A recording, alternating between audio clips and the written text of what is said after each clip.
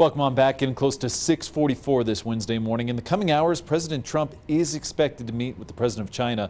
A trade deal on certain issues, it might be possible. One group of Americans paying close attention to this meeting are soybean farmers. Scripps News Group national correspondent Joe St. George tells us why China's boycott of American soybeans this year has been so devastating in rural America.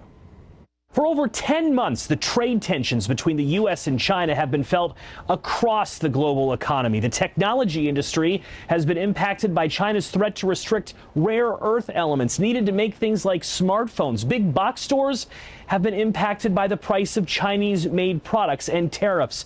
But you don't need to be a major CEO in a big city to feel the impacts. Farmers have as well and are desperate for a trade deal this week.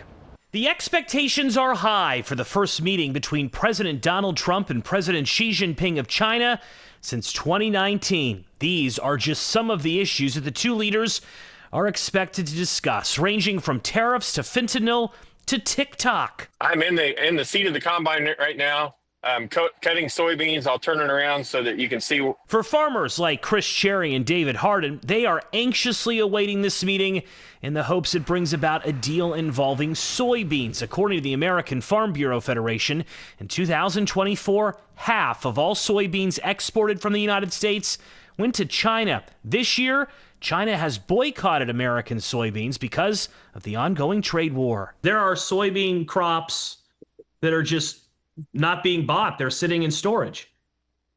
That's correct. Just about all of them have gone into bins, gone into storage, waiting and hoping for, a resolution. These farmers from Indiana telling the Scripps News Group that the economic impacts have been significant. We need to have a deal done for us to be back to be where we're profitable. Midwest soybean producers are going to be looking at somewhere around $100 per acre loss this year. There is a reason for farmers to be optimistic. Treasury Secretary Scott Bessent met with his Chinese counterparts over the weekend and announced a framework has been agreed to that could lead to a possible trade deal. The secretary has implied it would include soybean relief.